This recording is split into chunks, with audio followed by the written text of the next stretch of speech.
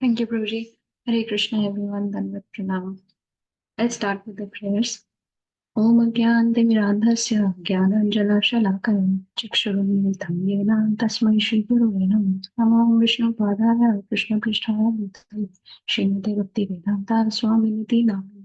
Namaste Saraswate Deve Gauravani Pracharini Nirvishesha Shamavadi Pasyat Vesha Jai Shri Krishna Chaitanya Prabhu Nityananda Shri Advait Gadadhar Shivasadi Gaur Bhaktavrinda Hare Krishna Krishna Krishna Hare Hare Hare Rama Rama Rama Hare Hare Mukam karoti vachalam pangum dangayati girim Yat kripatam aham vande Shri Gurum Dinataranam.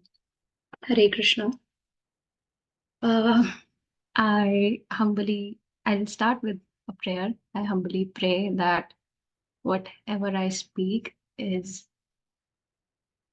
in the humble mood, and kindly apologize me for any mistakes I do, and may I keep Krishna, His Holiness Radhanath Swami Maharaj and Srila Prabhupada through my speech.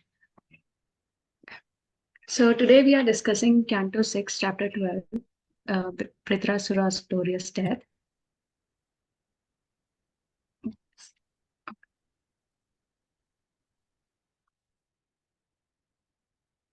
So this is Canto 6 and it is titled as Prescribed Duties for Mankind. So this Canto 6, as per the 10 divisions, Atra Sarga Sargascha, Sthanam Poshanam Udayaha, Manvantare Shanu Katha, Nirodho Muktir Ashraya. So as per the 10 divisions as described in Srimad Bhagavatam, Canto 2, Chapter 10, verse 1, this particular canto, it talks about protection by the Lord, starting from Ajamil to Daksha and to Lord Indra. So today, and of course, Maharaj Chitraketu. So, giving a quick recap, we started with how Indra offends his spiritual master Brihaspati, and due to their offense to gurus like the demigods, they lose Indra and all the demigods. They lose their all opulence and positions. So this brings to the point of Guru Aparadh. There can be two types of Guru Aparadh. It can be Guru Tyagi, it can be Guru Bhogi. Guru Tyagi is the one to reject the bona fide spiritual master after getting so much from him. And Guru Bhogi is to use the spiritual master as the ladder or to use his position, being the disciple of our Guru, to gain material gains. Example, oh, I am the disciple of this person. Do you know even who I am? Like, that's the Guru Bhogi. So Indra, in this case, he almost committed Guru Tyag after this entire when Brihaspati entered his kingdom. So what do we want to be? Do we want to be Guru Tyagi or Guru Bhogi? Actually, we want to be neither of those. We want to be Guru Das or Guru Dasi, the servants of the Guru. So after this, what happens is the demigods and Lord Indra, they approach Lord Brahma, who then suggests them to reach out to approach uh, Vishwarupa, the son of Twashta. And they approached Twashta and he taught them the Narayan Kavach. And Indra gained his heavenly positions, and all the demigods, they were reinstated in their heavenly administrations. But one day, Indra, he saw Vishwarupa offering oblations to the demons, and he became so insecure and angry that he beheaded Vishwarupa. So now Indra's aparadh balances too. He offended his guru, and now he did Brahma Hatya too.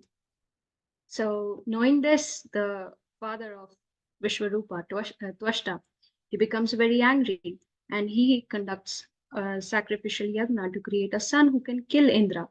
But he mispronounced the Sanskrit mantras. He said Indra Yasya Shatru. He was supposed to say Indra Yasya Shatru, the Shatru of Indra, but he ends up saying Indrasya Shatru.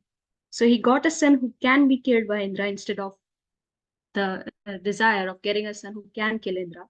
So with Vritrasura, he came out of the sacrificial fire. The name itself means Vritra, who can cover everything. He was so huge that he covered like large part of the earth. So the demons, and he attacked the demigods, and demigods went and took like they all were so afraid of him, and they all went and took shelter of Lord Vishnu, who suggested them to go to the Dichi Muni.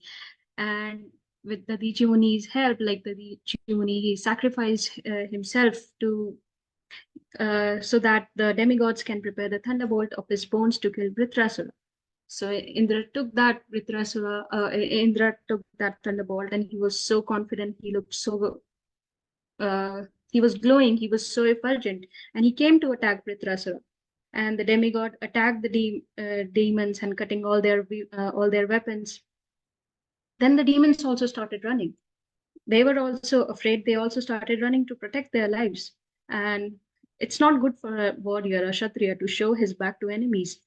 So, and the demigods also, they started to attack them from behind. So Vritrasura, he turned to demons. Why are you so afraid? Aren't you proper Kshatriyas? He said, death is unavoidable. Better to embrace the death in respectable manner. And he went on describing two ways of glorious death: performing perfect yoga or to die on the battlefield. So he told the demons that you are never going to choose the first one to do the yoga, better to take second option. It's not the first option. So when he saw that demons were not listening to him, he turned to the demigods. He said, "Inglorious." He told them that it's inglorious to attack fearful enemy from behind. And then he roared like a lion. He made a tumultuous sound. Demigods closed their eyes with fear. They thought that somebody has shot up the thunderbolt on them. So Vritrasur then he was crushing the body of demigods under his feet, and then he came in front of Indra. So Indra took his club, his like he took his club first. He didn't like not thunderbolt. He took his club and threw at Vritrasur. So if the club can be seen here, where I'm putting the pointer in the left hand of Vritrasur, he just took it like when Indra threw the club at Vritrasura, he just held the club in his left hand, and he made it useless. Like it's so small, as you can see, it's so small in front of Vritrasura. And when Vritrasura just caught the club and hit Eravat with the same club, the mouth of Eravat blocked. He started spitting blood, and he was pushed back 18 yards back.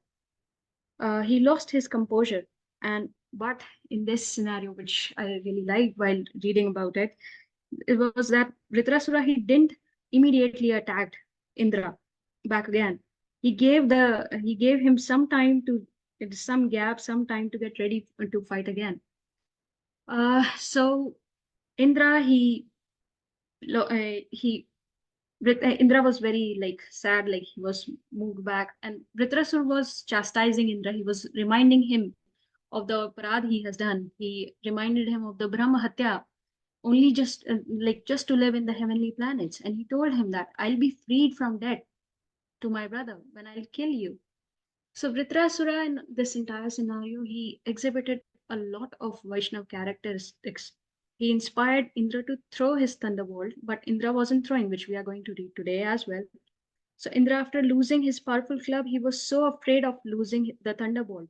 So although Lord Vishnu said to the demigods and to Indra that the thunderbolt was enough to kill Vishnu, but Indra couldn't keep enough faith on the Lord. So Vritrasura was more devotional conscious, if we see through these pastimes. Although Indra killed Vritrasura in the end, but Vritrasura was glorified than Indra. Vritrasura was, he told that, like he desired to meditate on Lord Sankarsana after being killed. So he was so desperate to be killed. And Supreme Lord, he doesn't give heavenly planets to pure devotees. These are for those who want to enjoy these heavenly planets. While Vritrasura, he wanted to just meditate on the Lord. And at the end, he'll be taken to the spiritual world, while Indra will remain in the heavens. So although Vritrasura, he said a lot of things, but he tried to convince Indra in so many ways. But Indra was not throwing the thunderbolt. So Vritrasura, he turned his attention to Supreme Lord and offered his prayers, which we read. These were the Chaturshloki prayers in chapter 11, the last 4 verses. So he mentions like Ajat Paksha, like the verse. So there he mentions like how a small bird without wings, it longs for its mother to come back, how a calf longs for cow, how a lover longs for his beloved to come back. That's how I long for you, my dear Lord. So, this is what we have read so far. So, today we shall start reading. And since there are 35 verses, so maybe 5 people can read 7 verses.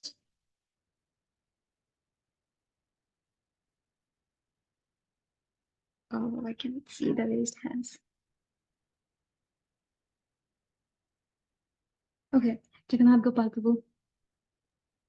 Yes, ma'am. Chapter 12, Vritrasura's Glorious Death. Shukadev Goswami said, desiring to give up his body, Vritrasur considered death in the battle preferable to victory. O King Parikshit, he vigorously took up his trident and with great force attacked Lord Indra, the king of heaven, just as Kaitaba had forcefully attacked the Supreme Personality of Godhead when the universe was inundated. Then Vritrasur, the great hero of demons, whirled his trident, which had points like the flames of the blazing fire at the end of the millennium. With great force and anger, he threw it at Indra, roaring and exclaiming loudly, O sinful one, thus I shall kill you. Flying in the sky, Vritrasur's trident resembled a brilliant meteor. Although the blazing weapon was difficult to look upon, King Indra, unafraid, cut it to pieces with his thunderbolt. Simultaneously, he cut off one of Vritrasur's arms, which was as thick as the body of Vasuki, the king of serpents. Although one of his arms was severed from his body, Vritrasur angrily approached King Indra and struck him on the jaw with an iron mace. He also struck the elephant that carried Indra. Thus, Indra dropped the thunderbolt from his hand. The denizens of various planets, like the demigods, demons, Charanas, and Siddhas, praised Vritrasura's deed. But when they observed that Indra was in great danger, they lamented, Alas, alas! Having dropped the thunderbolt from his hand in the presence of his enemy, Indra was practically defeated and was very much ashamed. He dared not pick up his weapon again.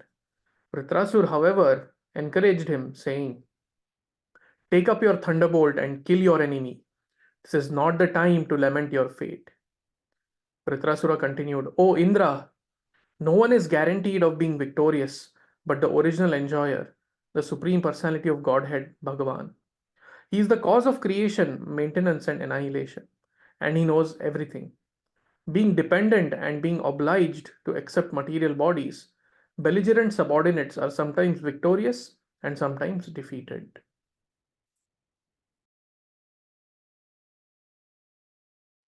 Krishnan Prabhu.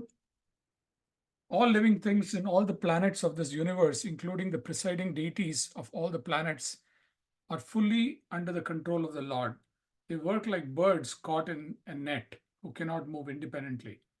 Our sensory prowess, mental power, bodily strength, living force, immortality, and mortality are all subjects of the superintendence of the Supreme Personality of Godhead.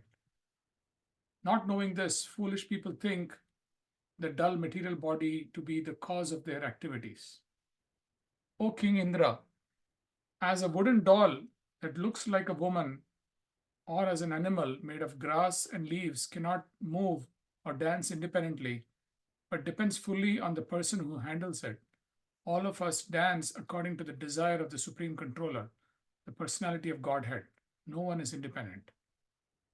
The three Purushas, Karano Dakshayi Vishnu, Garbho Dakshayi Vishnu, and Shiro Dakshayi Vishnu, the material nature, the total material energy, the false ego, the five material elements, the material senses, the mind, the intelligence, and consciousness cannot create the material manifestation without the direction of the Supreme Personality of Godhead.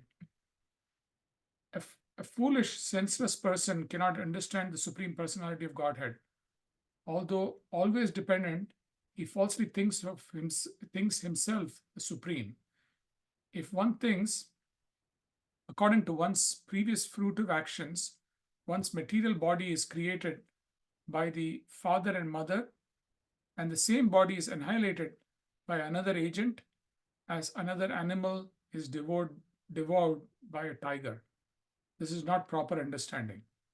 The Supreme Personality of Godhead Himself creates and devours the living beings through other living beings.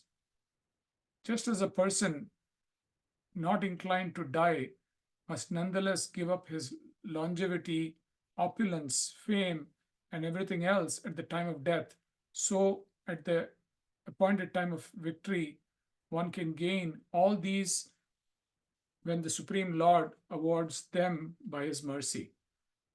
Since everything is dependent on the supreme will of the personality of Godhead, one should be equipoised in fame and defamation, victory and defeat, life and death, in their effects represented as happiness and distress. One should maintain oneself in equilibrium without anxiety. Rameshwar Prabhu.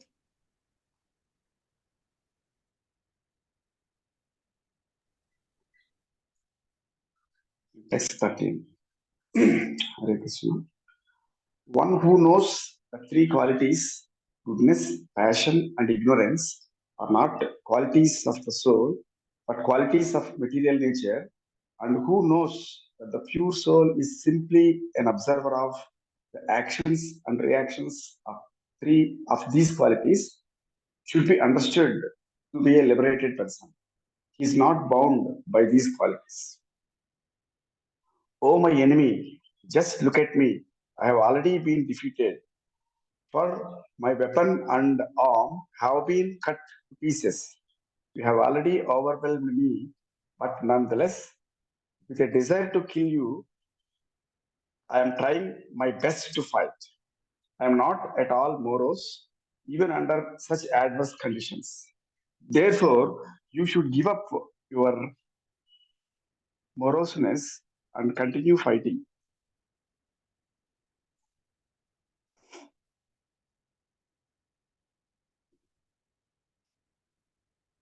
Oh, my enemy, consider this battle a gambling match in which our lives are the stakes and arrows are the dice, and the animals acting as carriers are the game board. Now, no one can understand who will be defeated and who will be victorious. It all depends on providence. Shukadeva Goswami said, hearing the straightforward, instructive words of Vritrasura, King Indra praised him and again took the thunderbolt in his hand. Without bewilderment or duplicity, he then smiled and spoke to Vritrasura as follows.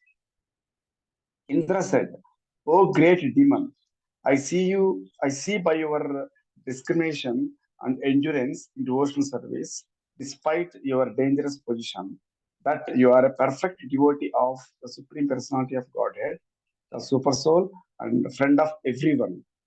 You have surmounted the illusionary energy of Lord Vishnu, and because of this liberation, you have given up the demonic mentality and have attained the position of an exalted devotee.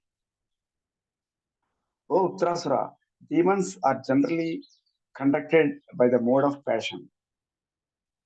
Therefore, what a great wonder it is that you, although you are a demon, you have adopted the mentality of a devotee and have fixed your mind on the Supreme Personality of Godhead, Vasudeva, who is always situated in pure goodness. Thank you so A much. person fixed in the devotion. Yeah, shall I stop here? Okay. Thank you, Prabhu. Sundri Saki Mataji. I'm reading from 22, right? Yes. A person fixed in the devotional service of the Supreme Lord Hari, the Lord of the highest auspiciousness, swims in the ocean of nectar. For him, what is the use of the water in small ditches? Sri Sukdev Goswami said, Vritrasura and King Indra spoke about devotional service even on the battlefield, and then, as a matter of duty, they again began fighting. My dear king, both of them were great fighters and were equally powerful. O Maharaj Parikshit, Vritrasura, who was completely able to subdue his enemy, took his iron club, whirled it around, aimed it at Indra, and then threw it at him with his left hand. With his thunderbolt named Shataparvan, Indra simultaneously cut into pieces Vritrasura's club and his remaining hand. Vritrasura, bleeding profusely, his two arms cut off at their roots, looked very beautiful like a flying mountain whose wings have been cut into pieces by Indra. Vritrasura was very powerful in physical strength and influence. He placed his lower jaw on the ground and his upper jaw in the sky. His mouth became very deep, like the sky itself, and his tongue resembled a large serpent. With his fearful, death like teeth, he seemed to be trying to devour the entire universe. Thus, assuming a gigantic body, the great demon Vritrasura shook even the mountains and began crushing the surface of the earth with his legs, as if he were the Himalayas walking about. He came before Indra and swallowed him and Airavata, his carrier, just as a big python might swallow an elephant. When the demigods, along with Brahma, other Prajapatis, and other great saintly persons, saw that Indra had been swallowed by the demon, they became very morose. Alas, they lamented, what a calamity! What a calamity! Thank you, Mataji. Nitya Mataji. Yes. The protective armor of Narayana, which Indra possessed, was identical with Narayana himself, the supreme personality of Godhead. Protected by that armor and by his own mystic power, King Indra, although swallowed by Vritrasura, did not die within the demon's belly. With his thunderbolt, King Indra, who was also extremely powerful, pierced through Vritrasura's abdomen and came out. Indra, the killer of the demon Bala, then immediately cut off Vritrasura's head, which was as high as a peak of a mountain. Although the thunderbolt revolved around Vritrasura's neck with great speed, separating his head from his body took one complete year, 360 days, the time in which the sun, moon, and other luminaries complete a northern and southern journey. Then, at the suitable time for Vritrasura to be killed, his head fell down to the ground. When Vritrasura was killed, the Gandharvas and Siddhas on heavenly planets beat kettle drums in jubilation. With Vedic hymns, they celebrated the prowess of Indra, the killer of Vritrasura, praising Indra and showering flowers upon him with great pleasure. O King Parikshit, subduer of enemies, the living spark then came forth from Vritrasura's body and returned home back to Godhead. Jai. While all the demigods looked on, he entered the transcendental world to become an associate of Lord Sankarshana. Hari Bol.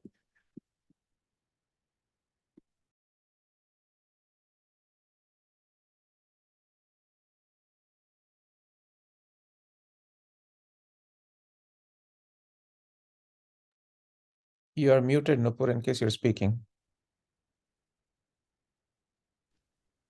Sorry, Priji, my internet stopped working. Yeah. Thank you so much for reading Jagannath Gopal Prabhu Krishna Prabhu Rameshwar Prabhu Sundari Sagi Mataji and Nitya Mataji. And thank you everyone for joining. So as we were discussing that how the glorious death of Vritrasura takes place in this particular section. So to inspire Indra, Vritrasura, he attacked him. He cut the Indra cut the trident and an arm of Vritrasura. Vritrasura then attacked with iron mace, and Indra dropped the thunderbolt. So that was the moment when Vritrasura reminded Indra about the supreme personality of Godhead. And Vritrasura dropped. Indra was so ashamed to pick up his thunderbolt back again. He was thinking, how can I pick it up when I dropped it? So here, Srila Prabhupada has given a beautiful purport on this particular verse. And he says that this is very instructive verse for sincere workers in Krishna consciousness. So he tells about when there are when there are two living entities fighting with each other, it's not them, like under this it's under the order of Supreme Lord. It's here like working only under the direction of Supreme Lord. And then he talks about victory, like how victory is always with Supreme Personality of Godhead. As for the subordinate living entities, they fight under the arrangement of the Supreme Personality of Godhead. Victory or defeat is not actually theirs, it is an arrangement by the Lord through the agency of material nature. So, we should not stop doing our duties thinking that we are victorious or we are failing. Success, failure, happiness, distress, all these are there. So one should not only desire success or just happiness. One should have the ability to deal with distress, failure. So I want to like discuss on this point, like what is considered as the right ability to deal with the failures, or and what is the process to obtain that right ability to deal with the failures.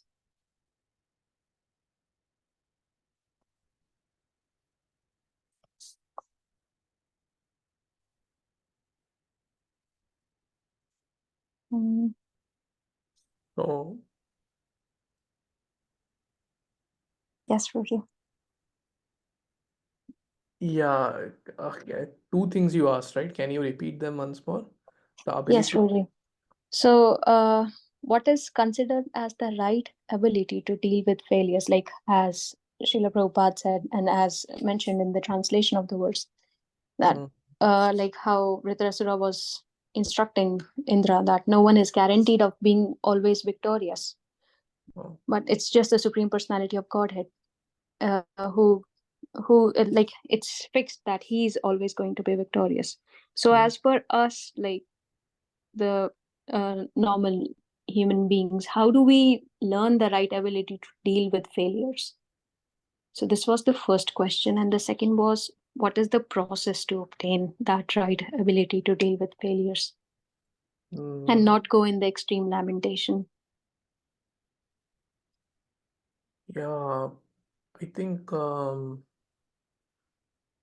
one thing that definitely comes to my mind is just talking to devotees.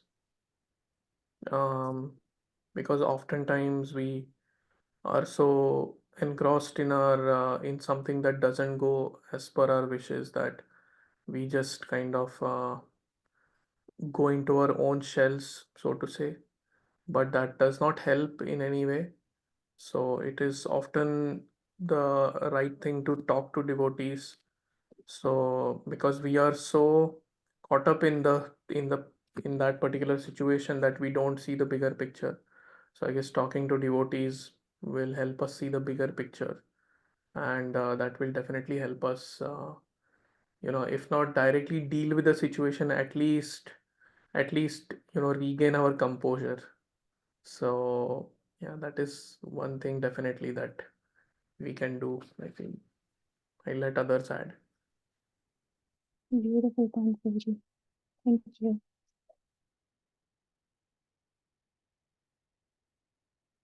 Hmm.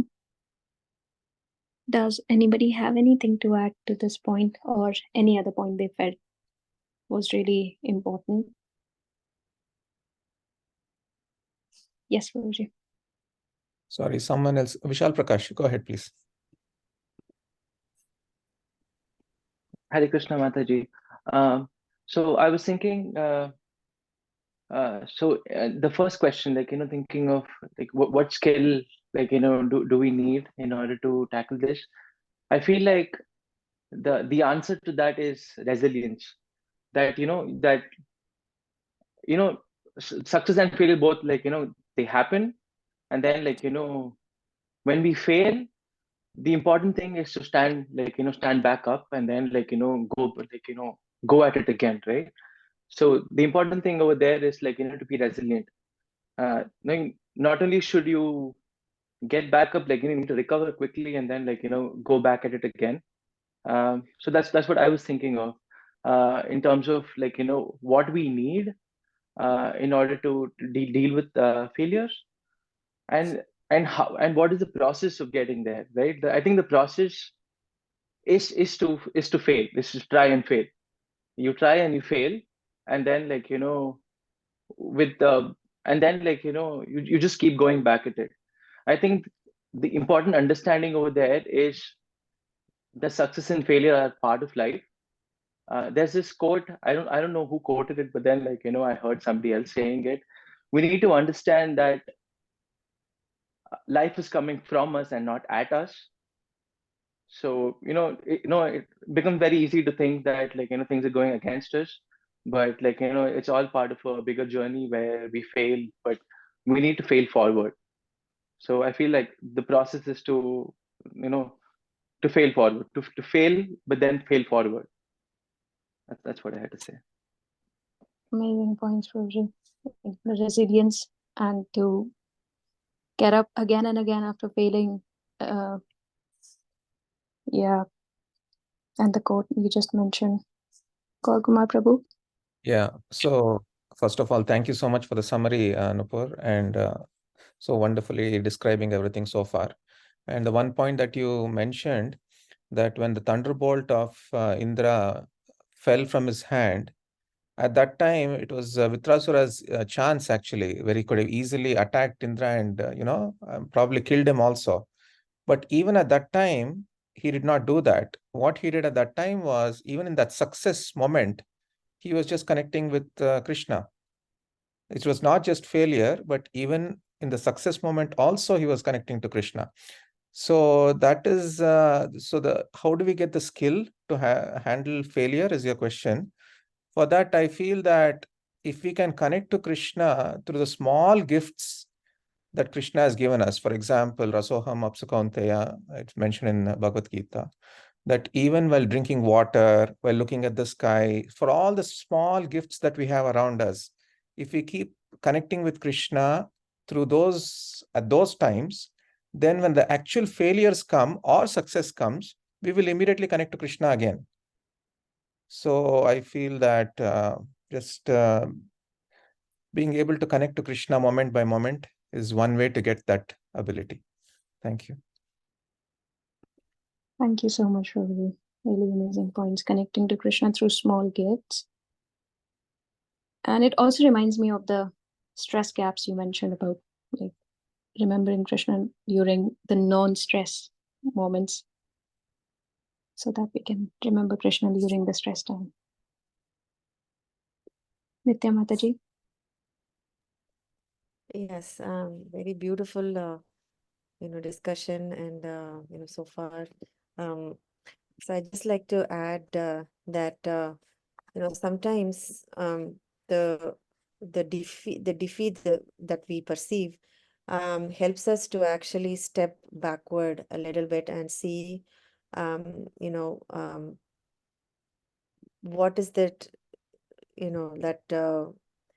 that we have to take. What is the next step? One thing, like Vishal Prakash Prabhu said about getting up and fighting. So one thing that reminds me that I personally asked this question to Chaitanya Charan Prabhu, like how much to keep fighting, like how long to keep fighting, right? And he said that over endeavor in anything is not good. Um, so after some time we'll know that okay, this is not meant for us. So, and again, adding to all the points, like cumulatively what Gautama Prabhu also said about keeping Krishna in the center of our decisions and everything, whether in success or failure, even to get up and fight. We need to really ask the question, is it worth it? Is this what I need to do? So, sometimes failure it help us to take a step back. Sometimes that is also a form of surrender only, like to step back and then see, uh, do I really need to do this? Maybe this is not meant for me. um, Maybe this is a sign from above that maybe there is something else I needed to pursue. So it is not 100% about keep fighting. but maybe fight for something else. Maybe there is something else out there. So just keep an open eye about and receive the mercy, to be able to openly receive the mercy from Krishna, what comes our way. That is also, I feel that to is in our capacity to react to or respond to that situation better. Yeah, thank you. Wonderful point, Madhuri. Like how to see failures as a mercy as well, like taking a step back and questioning ourselves, do I really need to do this? Is it even worth it? And being open to receiving the mercy as well. Thank you so much, Madhuri. To support all these points that we made, like Vritrasura is the best example. Like he was failing again, like he was not failing, but he lost his arm and then he lost his another arm. And then also he kept on doing his duty, that was to fight with Indra. And then he had his mouth left, so he swallowed Indra. He did his best to fight, and after he swallowed Indra, he just went to trance, meditating on Lord Sankarsana. And as mentioned, like it took one whole year for Indra to cut the throat of Vritrasura. So like this is the example, like Vritrasura himself is also the example of being resilient, as Vishal Prakash Prabhu said. Like he tried his best to do the fights, to do the prescribed duty. Like he came to fight with Indra. That's all. That was his only thing. Like his only ecstasy was that thunderbolt in the hand of Indra. He had no other agenda. And he was fighting all alone. He had nobody on his side because he had full faith on Lord Vishnu. He knew that Vishnu is his supreme well-wisher. And therefore, he kept on giving instructions again and again to Indra that no one apart from the Supreme Personality of Godhead can be victorious always. Yeah. And then the next thing that Srila Prabhupada mentions in his purport is again, he's reinforcing about like, yeah, we act under the control, like nobody is independent. All of us are dependent on the Supreme Personality of Godhead, from Brahma and down to the insignificant ant. So one thing that was happening here that also gives one more characteristic of Vritrasura was that I perceived was tolerance. Like I was trying to connect tolerance here. So he saw like Indra was giving up again and again, and he kept on instructing him. So if there would be anybody else, like not as much conscious, he might have attacked Indra and ended up as soon as possible. So one thing that Vritrasura also was patiently waiting for Indra to pick up the thunderbolt and do what Lord has instructed him, keeping all his faith and everything. But he was also, I don't know if that makes sense or not. Like, please correct me if I'm wrong. I was taking this as like Indra's actions as tolerance, like that Vritrasura was dealing with it. Like he was remembering Krishna and he was tolerating Indra's not like he was an unfaithful nature at that time. So, and as Srila Prabhupada mentions here, from Brahma down to the insignificant ant. So while I was listening to the lectures for preparing for this discussion, so Amarendra Prabhu, he mentioned a pastime in his lecture, and he was mentioning about this tolerance and all those things. And he said, like, there was a question asked to Bhakti Vishram Madhav Maharaj in Radha Gopinath temple. How can we develop tolerance towards other devotees? Like, tolerance is a big thing. If we have tolerance and if we can tolerate devotees or even non-devotees around us, we can save ourselves from reacting impulsively or aggressively. So which like we saw like with Indra in this case, he was so reactive, like he killed Ishwarupa in the same, like immediately as he got to know that he's also offering oblations to demons as well. So sometimes, so even with us, like Krishna has been, so Maharaj, he answered this, that I must learn to tolerate others because Krishna tolerates me. And Amrendra Prabhu further mentioned that with us, like Krishna has been tolerating us since lifetimes. Like we might have been given the post of Brahma, and then we fall down, and then again we become human beings, and then again Brahma, again human beings. So this keeps on going on. And but Krishna keeps on tolerating us. We ourselves know that how many aparads we do, like while chanting, and our minds going here, mind going here and there, and then committing offenses, or uh, doing things that we know that are not right. But Krishna is there, who is he's right there in our heart. He knows like what all offenses we are doing. And reading, like he mentions about even that, like as Srila Prabhupada mentions about ant here. So there was a pastime when Krishna and Rukmani, they were talking in Dwarka. There was an ant which was trying to take some sugar pieces on the floor. It was trying to taste that sugar cube on the floor. And Krishna looked at the ant and smiled. He asked, so Rukmani asked Krishna, like, why are you smiling looking at this ant? So Krishna said, this ant has been Indra 28 times, and now still it is running behind that sugar to taste that sugar. So that is like us, like for us, we might have got this human life millions of times, and Krishna has been giving us chances back and forth always. So like does anybody has anything to ask or question about this aspect, like how the lordships have been tolerating us? Like we are reading Srimad Bhagavatam today, like me myself personally, I'm reading this today.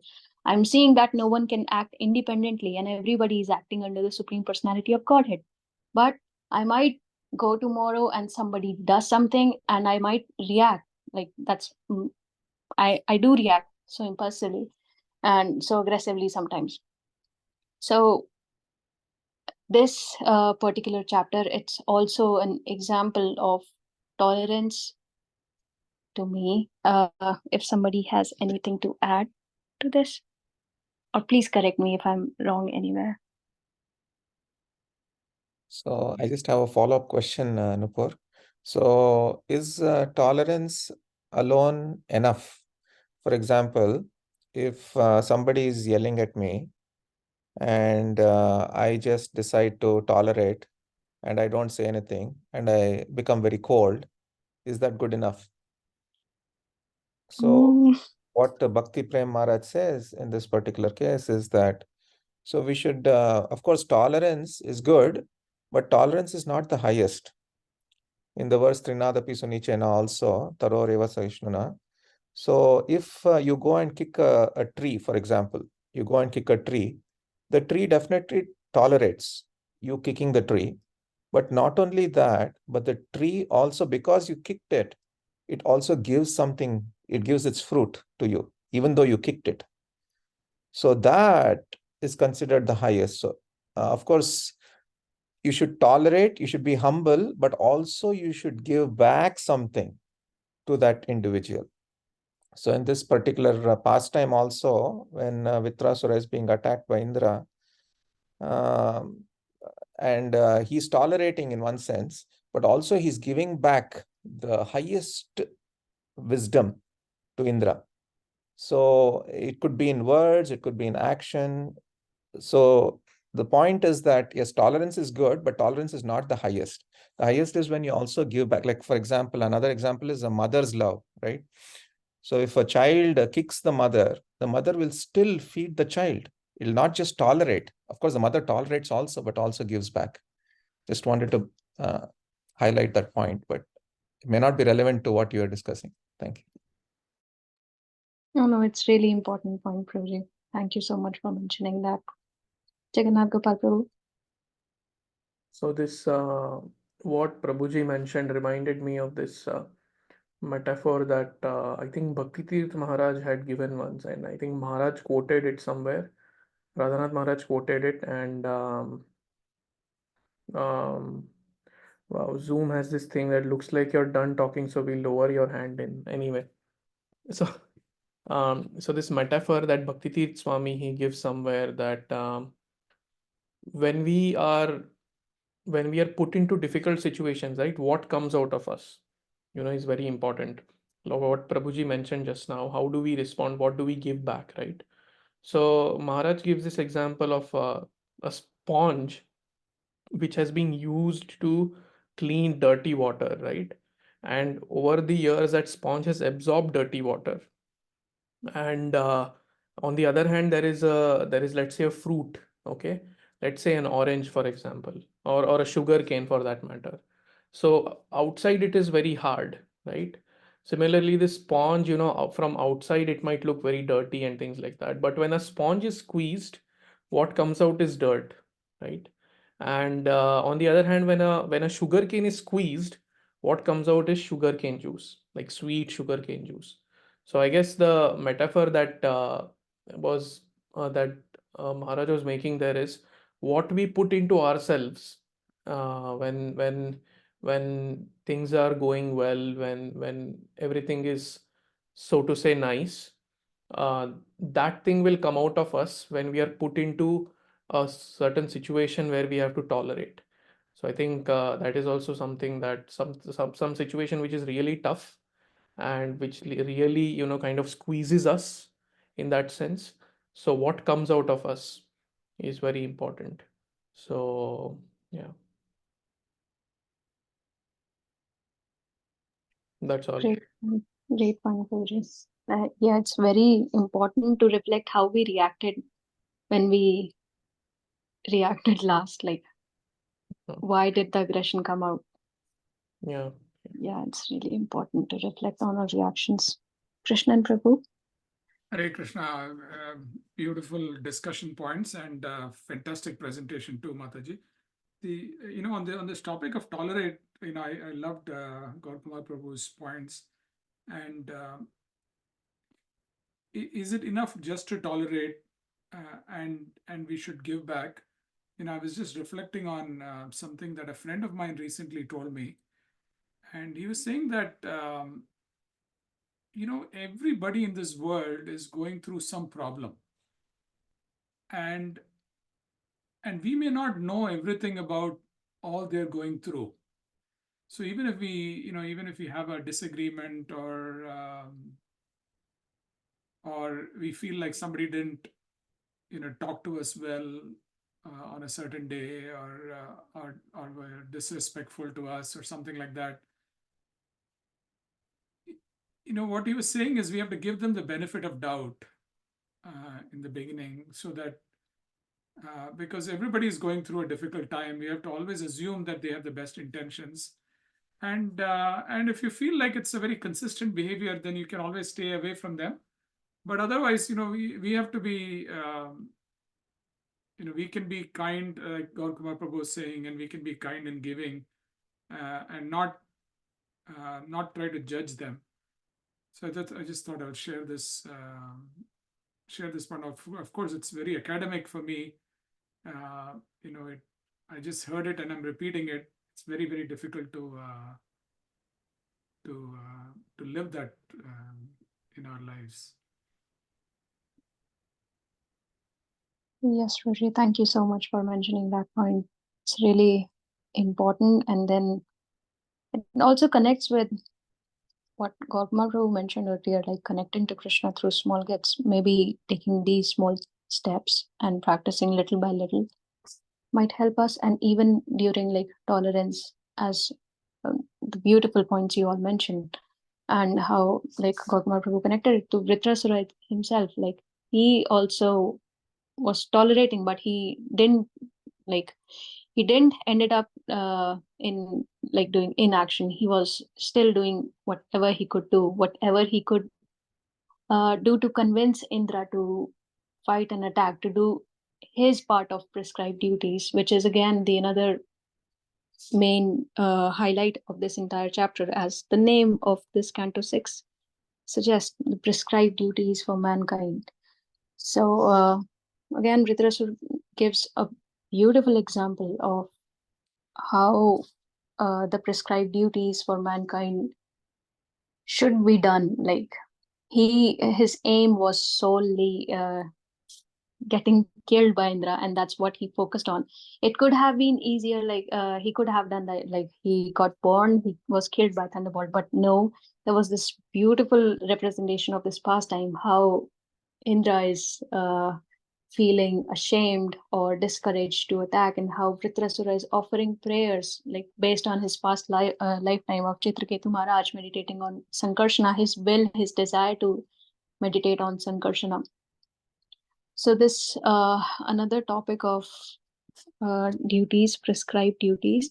So in the purport of text 12, Srila Prabhupada mentions about, we hear a lot about karma and all those things, and whenever anything happens, we tend to, like some of us, like me, I tend to think about, that's karma. If anything good is happening, okay, I might have done anything good in my previous life. If something bad is happening, okay, I got rid of one bad karma.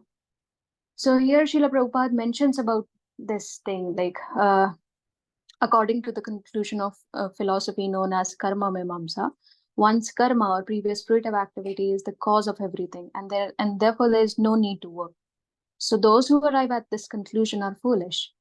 When a father creates a child, he does not do so independently. He is induced to do so by the Supreme Lord. And as the Lord himself says in Bhagavad Gita, Sarvasya chaham hridi sanivisto mata smritir jnanam apohanam cha.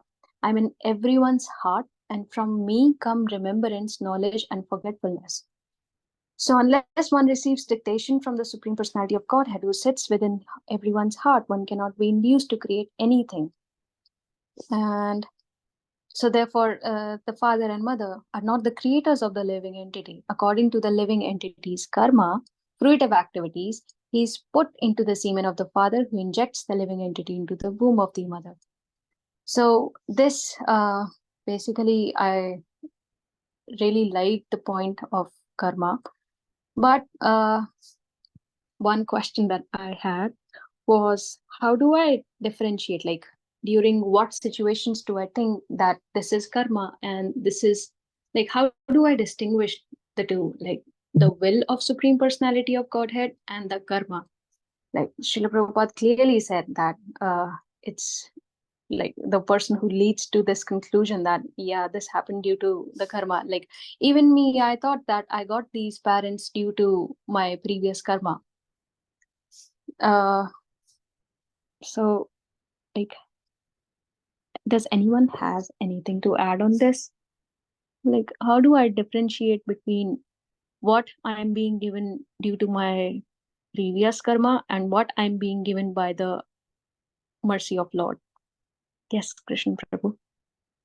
Hare Krishna. Even the karma that we experience, even that is eventually sanctioned by the Supreme Personality of Godhead. So even though, yes, we may be experiencing karmas because of our past activities, but even that is sanctioned by the. Now I think I'm not. I can't remember this, but maybe Gaur Kumar Prabhu can chime in, which is the sanctioning. The three levels of doers, the sanctioning doer. The three causes, Prabhu, the immediate cause, the remote cause, and the ultimate cause.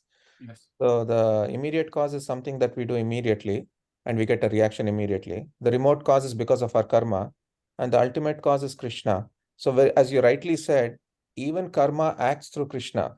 So we could think of everything as karma, or if we are even higher elevated in our consciousness, then we can think that, yes, even though it is coming because of my karma, but even that is ultimately coming from Krishna. So, but we should not artificially do that. We should do it with the proper understanding. And yeah. Vallabh Chaitanya Prabhu wants to say something. Yeah, I was just thinking that, I'm not sure if we discussed this before. So Vritrasura, when he was fighting, he was not concerned that, I should just fight and this is my last fight and I should have a win in my bag. So he was just fighting, and the only result he was focused was on the Supreme Lord. So I found it very, like, very strong consciousness and very, like, very inspiring, that how he did his full karma, full activities he was doing, but he was completely not even thinking that, maybe I should win this, or what if I lose.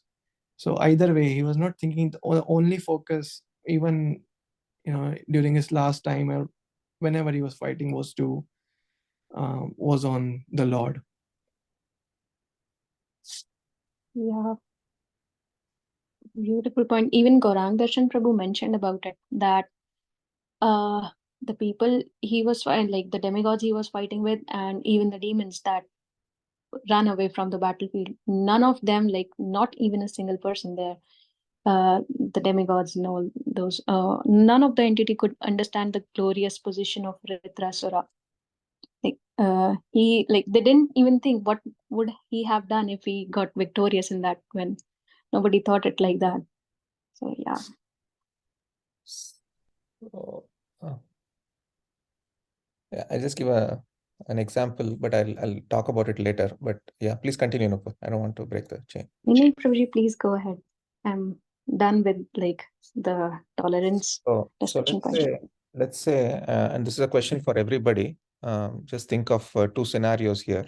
The first scenario is, let's say you have a very painful disease, okay, and you are given two options. The first option is that you undergo a very painful surgery for $50,000 and you'll immediately be cured. And the second, but that surgery is going to be extremely painful, extremely painful. And the second option is you pay 10,000 per month and you'll get a pill, and then you keep taking it for 100 years. I mean, whatever, maybe 15 years, and then the pain will go away, right? So if you're given both these options, which one would you choose? Like lot of pain and immediately getting cured, or no pain at all, just taking one pill, but maybe 10 years you'll get cured. Which one will you? So option one, Lekha Mataji is saying option one. Anyone else? I just want to hear, because I'll tell you the connection with this pastime and what I'm trying to. The pill. But Okay, so Sundari Saki is saying pill here. but Yeah. bro, we don't know the pain, right? So it's easy to say, option one, because we don't know the pain, so I'll just go with the pain. Or if it's too much pain, then extreme cases, okay, let me choose option two. So in this particular case, the Lord himself chose option one for Vritrasura, for Chitraketu actually, because the Lord knew that if Chitraketu had continued, of course he would have gone back home after maybe a very, very long time, but he wanted this particular pure devotee Chitraketu to come immediately, So he shortcut what he was going through and made him take birth as a demon and demonstrate his pure devotion, and immediately took him back. You see? So this high level of consciousness that you're talking about, the Lord already knew that. He showed it to us through this particular pastime, that this person doesn't even care about, winning, losing, he was just completely absorbed in me. So I just want him back, and I want to short circuit this so that he comes back quickly. So that is. So a question on this. I also read the comment from Nitya Mataji. I was also wondering, 360 days it took. So was he in pain? Because 360 days is a lot of body pain, and then the spark came out. Or was it because he was in consciousness of the Lord, so he was, transcended that pain? Yeah, Nitya wants to say something, and then I'll say something. No, I was just commenting because you said it's immediate. I was just commenting that okay, him being born as a demon, it could be immediate, but then by the time the Indra's thunderbolt was in his neck and by the time the neck severed from the body, it took 365 days, right? So it was not like instantaneous, immediate. So No, that's no, why. it's relative. So what, according to what I've heard, is that if Chitraketu had to continue, this is of course hypothetical, then it would have taken not 1 year, but many, many hundreds, thousands of years before he went back home, back to Godhead. But Right. it's just 1 year where he suffers. 360 days he suffers. So that's the comparison. But yeah, Sundari Sakhi. Yes. Sundari Sakhi Mataji. I've also heard, you can correct me, that he actually, I don't know if it comes in the purports, that he actually goes into samadhi. Yeah, I was going to add that. Yeah. Yeah, okay, no, you complete that No, point. no, Mataji, please complete. No, but that's it. I just wanted to mention that. Yeah, I was going to say that, like, after he swallowed Indra, I'm sorry I didn't mention this before. Vritrasura, he did his best. The last thing he could do was he swallowed Indra because he had so big mouth, as we read the description. And then he went into trance, meditating on Lord Sankarsana. And he already left the body. His soul already left on the back home, back to Godhead planet, on the plane. And while Vritrasura, he completed his duty, and as a result of which he went into meditation, and his spirit, it had already left back home. So not actually that he was killed in this process. I didn't get it, Nupur. So what you're saying is, so the head cutting happened after he went back? Yes, Prabhuji. Like the Dichi Muni, he also went to trance, and while they were taking bones from his body, he didn't realize any pain because his soul had left the body already while he Dadiji was in Muni, I the trance. understand. But with Yes, Vitrasura also you're saying that yes, Prabhuji. I see. He went into trance, and then yes, But he there is a was. mention, right? The spark came out and all the demigods. So Yeah, when last it verse. mentions Last verse in the was. The verse. last verse, yeah. Yeah, I think he went into samadhi, but the Yeah. soul did not go back correct. yet. Yeah. That kind of is kind of a relatable story, So when you're in samadhi, you don't feel pain, like external outward pain, is from what I understand. If you are at that level of consciousness, if we go into temporary samadhi and if somebody pinches us, we'll wake up. So it's, yeah, I think it depends on the amount of sadhana that person has done. Lekha Mataji. Hare Krishna Prabhu. So I have a question about, so does the Lord, when he, so for Vritrasura, he decided that, okay, I want to make him come back as fast as possible. So he gave him the pain for 365 days. So does he choose what kind of suffering they go through? Because one concern or fear I always have is, what if at the heat of the moment, our faith gets disrupted and Oh, we the Lord start knew. losing faith? The Lord knew that for this kind of person, no matter Okay. how much I crush him, his faith towards me is not going to go. The Lord knew it. The Lord gives Okay. the tests according to the level that we can handle it, Mataji. The Lord will Okay. not give us a test more difficult than what we can handle.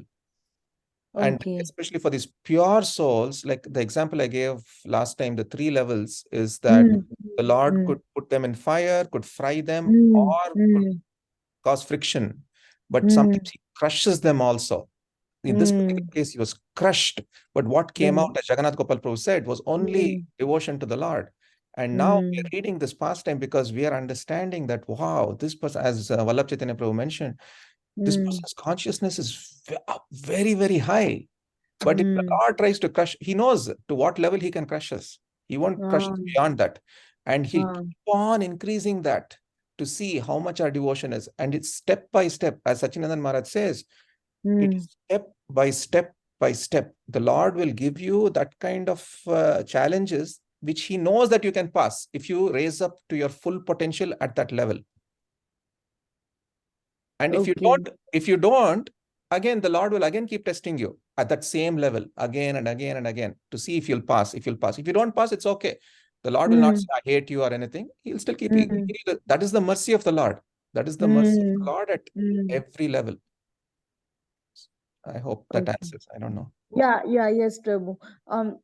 So then, is there any chance of is there any chance that a devotee loses faith and like never gets back? But I think you already answered that in the sense that Krishna keeps giving us tests in which we might like start remembering it. But is there a chance that Yes, can happen? yes, totally. Because that is the free will of the individual soul. The soul Okay. chooses to go down, but the Lord Mm. will never leave that soul. Again, the Lord will also go down to that level only, and again keep giving tests at that level. The Lord will Okay. never leave the soul. Paramatma Okay. is always there. Okay. Okay. As long as the devotee has that strong desire for Krishna, irrespective of whatever fleeting thoughts they might be going through, they'll always be successful in their devotional pursuits. Yes, yes. Okay. Yeah, definitely. Okay. Thank you. Yeah. Okay. Thank you, Jagannath Prabhu. Prabhu has written something on the chat. So this is that purport by Prabhupada in Bali Maharaj section. The Lord is so kind to his devotee that when severely testing him, the Lord gives him the necessary strength to be tolerant and continue to remain a glorious devotee. Yeah, perfect, Prabhu. Thank you for finding this. This is exactly what I was trying to say. Yeah, thank you. So I guess it all comes down to choice, isn't it? We just Mm. have to choose what we want to do, whether we want to choose Krishna at that in that moment of test or whether we want to choose something else. It The Yeah. comes ability down is there to, already given by Krishna. yeah, Right? beautiful, Prabhu. It not only comes down to choosing, but it comes down to our faith also. Mm. It comes down to our faith that Krishna is giving me this test, but I have faith in Krishna. I have faith in Krishna that whatever he's giving me is for my own good and so that I can connect to him and go closer to him. So that is the faith. I mean, it's all theoretical for me, but yeah, if we keep, and that faith keeps increasing as we keep passing the tests, and the challenges become even more and more difficult. But the faith keeps, if you keep passing, the faith keeps increasing. Mm. Beautiful. Thank you, Prabhu. Thank you, Jagannath Gopal Prabhu, for sharing the purport. Sundari Sakya Mataji. I have a question, Prabhuji. I almost feel scared to be a pure devotee. I'm almost like, I don't know, like I don't want to be a pure devotee. Like I don't want to go too close. I don't want to be too pure a devotee because I'm scared of the intense tests that are coming. Yeah, that's a great question, Mataji. In fact, many, many years ago, I had asked Rasnath Prabhu the same question actually, because I used to have this thing that, okay, all these pure devotees are going through so much pain and so much humiliation, so much difficulties and things like that. But it's almost scary to think that, a pure devotee. But on the other hand, a pure devotee will not think of that pain as something very painful. The pure devotee is just thinking of Krishna, and in one sense, that fear is not even there. It's only love at that time. See, fear is at the lowest level in one sense. So fear comes, and then reciprocation, and then duty, and then love, right? So when fear is there, we become paralyzed, as I mentioned last time. But faith energizes, and at that level of consciousness of a pure devotee, it's only high levels of faith and love, and that fear is not there at all. Ambrish Maharaj, you take Ambrish Maharaj, right? There's this huge demon who came about to chop his head, but there was absolutely no fear, right? So yeah, that is that level. I mean, we don't have to feel scared. Of course, at our level, we feel scared because we are not there. But just theoretically, we should understand that at that level, there's no fear.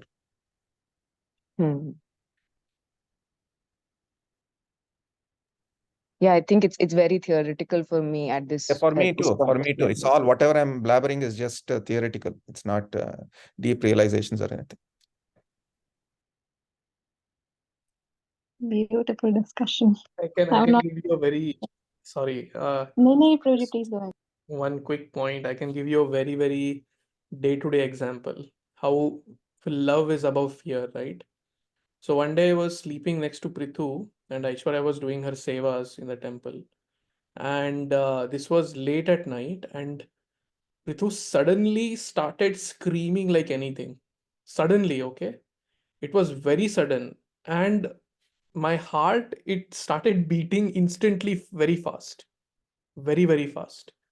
and I was like, my God, what is happening? I got so badly startled, and in some sort of a fear, kind of I thought some nightmare is going on, and then I saw Prithu crying, right? And then I thought, okay, he's crying, so let me comfort him now. So I had to I was forced to leave that state of fear and go and comfort him.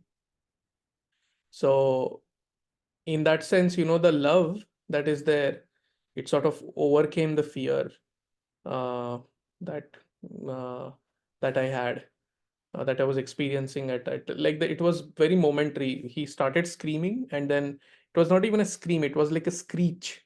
You know how screeches are?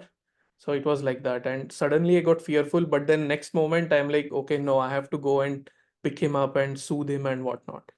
So it prompted me into action, like that. So sorry, very personal example, but I don't know if that's relevant. So, I think it makes sense. Yeah. Sense and so I think at that point of time the prescribed duty took over. Your sense to do prescribed duty, I think that took over. Of course, even that is very academic, but So it is the faith in himself that took over, Prabhuji. The faith in himself actually energized him. The faith that he knew that he could take care of the situation. Had faith in himself that yes, if Prithu is crying now, I have faith that I can help right now. But if he was completely fearful, then he would have been paralyzed. Actually, he won't be able to do anything. yeah. So it comes, yeah. And that's what made him get up and do the needful.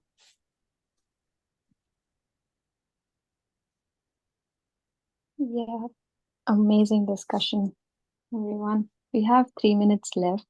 So I'll So just end with one last question, if that's okay, Nupur, and unless you had something else to say.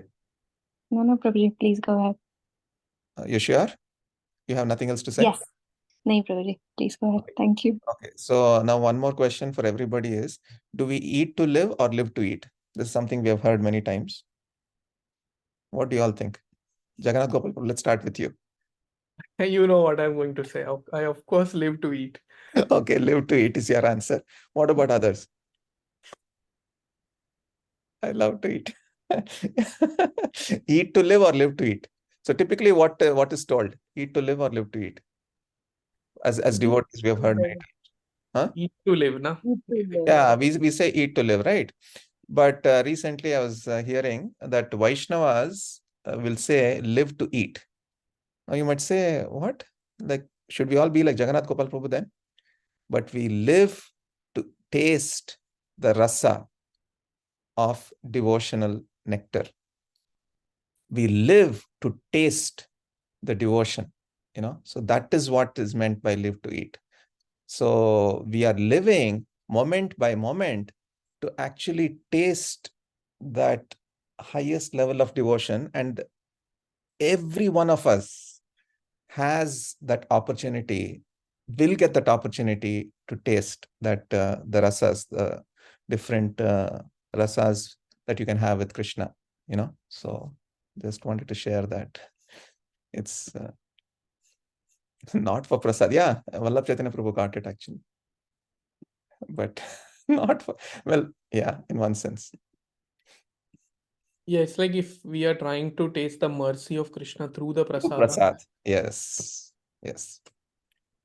That's perfect. Okay, Nupur, you can conclude. Thank you. Thank you so much, Prabhuji. Thank you so much, everyone, for wonderful discussion and for tolerating me. That was one of the highlights of the pastime as well as this discussion, tolerance. And I'm really, really grateful to all of you. I would also like to have feedback if possible. I know there are a lot more points that I have to improve, including the stumbling. So, yeah. Thank you so much, everyone, for joining. VCP is sending thumbs down. So I'd Yeah. like to start with Kameshwar Prabhu. Would you like to say something, Prabhu, on the class today, please? This is the first time, and she's prepared, like for the last 1 week, she's been preparing a lot, preparing slides, reading the entire pastime, spending a lot of time. Would you like to say something? And bless her. That's very nice class, Prabhuji. Actually, Nupur has spent a lot of time, and I could see that the slides she made, excellently presented, and very nice beginning for her spiritual life. I would like to hear from her continuously from now on. Very nicely, she articulated everything. Really get a lot of inspiration. Like I should, take her. She inspired me a lot actually. So I really felt a lot of inspiration. I also should spend time like that. She spent a lot of time in spite of her busy academic schedule, because I know what is going on there with academic pressure. And there are so many coursework she has to finish as a PhD student, and a lot of other assignments. And also she has to prove herself to stand there at a highly competitive world. She's nicely balancing actually. I thought in the beginning when she's going to US, how she can balance, but really surprised, like she's nicely balancing. Every weekend she's taking devotees association, and I appreciate her determination behind it. Every day she watches Mangalarti in Mayapur. Every day she's chanting 16 rounds. Every day she's reading a verse of the Bhagavad Gita. Every day she's taking darshan of all the deities, doing very well actually. Krishnan Prabhu, please go ahead. Yes. Hare Krishna Prabhu. And so Nupur Mataji, your presentation was so good. You know, the storytelling in the beginning with your slides was so good. You know, you are assured of material success in the US with your PowerPoint skills. So what I did is I actually FaceTime my daughter so that she could see the story that you were narrating. And you know, the slides and the pictures that you had selected were so good. You know, we felt like we were there, right there. So that was nice. And then you also sparked a nice discussion. You had 3 nice topics that you had, that you had researched, and you got us to participate in the discussion. So fantastic job. So all kudos to you. Please do this, regularly. You know, we are all looking forward to this. Yes, this is not the first, Prabhu. Nitya can go next, and then I want to hear from Sundari Saki and Lekha Mataji also. Yeah, I mean, I've been hearing from Gorkma Prabhu. He's been telling that Nupur uses the whole of her spring break just preparing for this class, and she's listening to so many lectures and asking Jagannath Gopal Prabhu lots of questions about it shows her sincerity and commitment to this to do justice for this the Bhagavatam, for the Vritrasura pastime. It's amazing how whatever she does is like comes out 100% perfection, and it shows in the slides, and that everybody also reflected on. Especially liked all the deep kind of questions that she was um, posing for the discussion points, and yeah, overall um, amazing job. I cannot even tell that this is the first time you're doing it. I would just say just talk with confidence, because you have it. You have the backing up knowledge. So just talk confident. Be confident. Yeah. Wonderful. Thank you. Sundari Saki, very quickly, anything you want to share?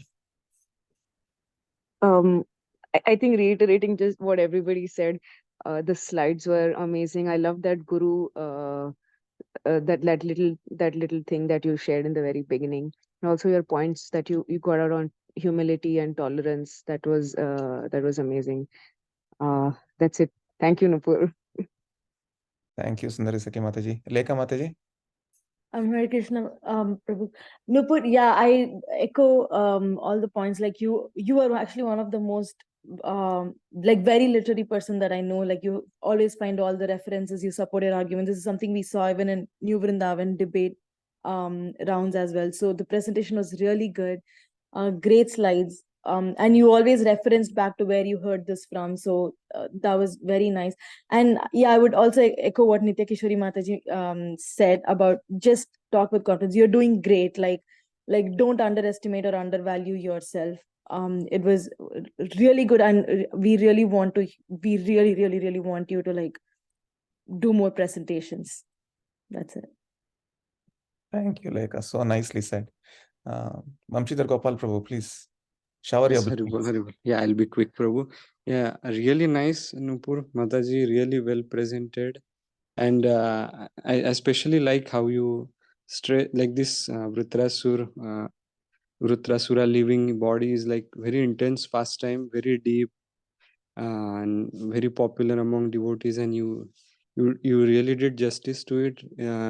Stressed on, highlighted many important points throughout the pastime with references and purports and triggered discussion. So I was passively hearing throughout the class, and it's really amazing and really refreshing. And your devotion and faith was shining throughout the class. So thank you. Looking forward to hear more from you. Ribol. Yeah, thank you, Prabhu. Devotion and faith shining throughout the class. Very well said. Jagannath Gopal Prabhu. And then last but not least is going to be Vallabh Chaitanya Prabhu and Manishika Mataji, her true parents. So yeah, no, Nupur has been so humbly and so wonderfully preparing for this. She has told me multiple times, she's so nervous about it, and she has expressed that. But yeah, actually, all that I feel is a mark of her sincerity, because she really wants to do a good service to the Vaishnavas. She really wants to do a good service to Prabhupada and Guru Maharaj and Krishna ultimately, and that is the reason she's so in one sense nervous, because she wants to do a good job. That sincere desire is there. So it is a very nice thing. And yes, confidence in speaking, that it each one of us who has presented topics here in the past will tell you that in our very initial classes, they were all very spaced out. They were all very I don't know where they were, at least for me. But given that this is your first one, it is definitely excellent. I can definitely say that from the core of my heart, actually. So definitely you did a wonderful job. And yes, that confidence will come as you present more, as you become more comfortable. It's a skill ultimately that you can develop with more and more practice. So definitely, you're on the right path, and you did a wonderful job today. And you're definitely not uh, Guru Tyagi or Guru Bhogi. You're definitely a Guru Dasi. That I can definitely see. So, but yeah, everything was so nice. The pictorial representations of everything, the pictures, the nice narration, then bringing out the themes. This is the perfect way that we want these classes to be led, actually. So, thank you very much, Nupur. Thank you, Jagannath Gopal Prabhu. It's under your guidance that she's Oh, no. mostly growing in devotion with all your wonderful words. Your guidance. It's your guidance, and it's Vallabh Chaitanya Prabhu's guidance at home that she's growing with. So last but not least, we're going to hear from Vallabh Chaitanya Prabhu and Manishika Mataji. Yes, Prabhu. So, ठीक ही था. It was okay. And Manishika can speak. प्रभु जी इनकी खटिया खड़ी करो आप. आप बोलिए माताजी.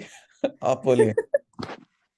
I just want to say that when I saw the presentation, I was shocked. I was like, कितनी amazing presentation बनाई. And I was giving her ideas in the afternoon. But when I saw the presentation, I was like, the output is so amazing. And we were making faces like, wow, kitni achhi banai hai, like when she was presenting. So I'm sorry, I'm talking in terms of UX and design and everything.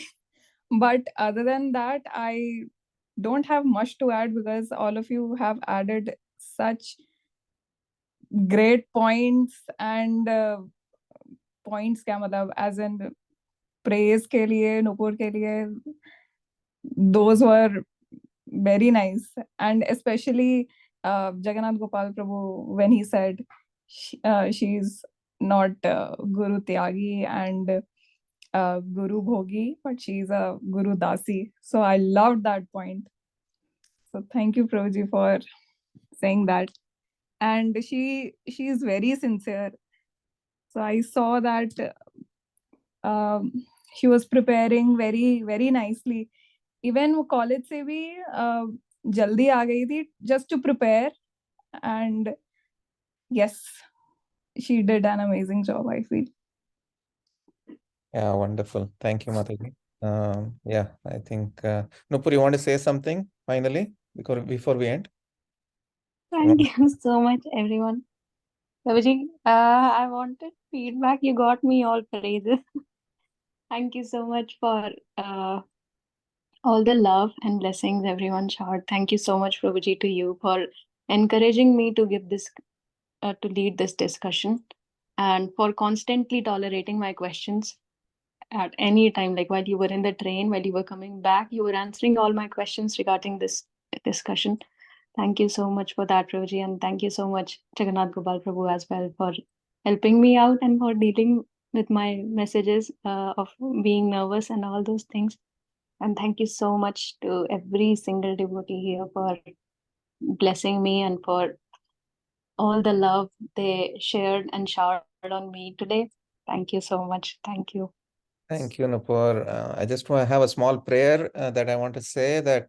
So Vritrasura, so it means one who can cover everything, and also one who has covered his devotion and he's just become externally like a demon, but actually he's covered his devotion.